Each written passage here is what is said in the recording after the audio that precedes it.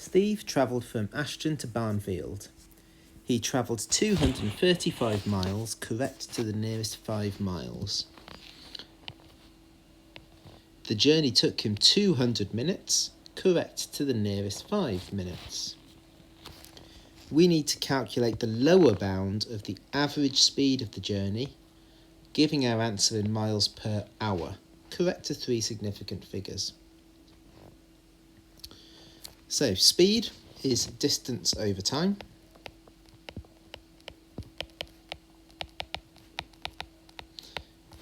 And we want the lower bound for the speed, which means I want to do the lower bound of the distance divided by the upper bound for the time.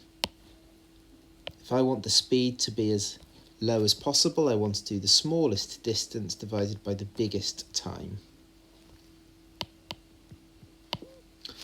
Right, so let's work out what is our lower bound for the distance and what is our upper bound for the time.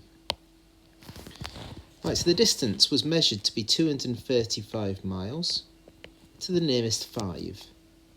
So the level above that is 240, the level below that is 230. Which means our lower bound would be 232.5. The upper bound is 237.5.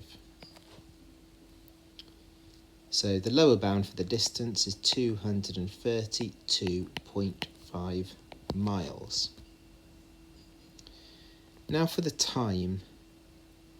The time was 200 minutes. And again, that was to the nearest 5. So the level below that would be 195. The level above that would be 205. Which means our lower bound is 197.5. And our upper bound is 202.5. So the upper bound for the time is 202.5. We're going to get our calculators out now and we're going to do 232.5 divided by 202.5 and we get 1.148, where the 148 is recurring. And important to remember that we've just done the distance in miles divided by the time in minutes. So this is the miles per minute that we've just worked out, which is not what we want. We want to work out the miles per hour.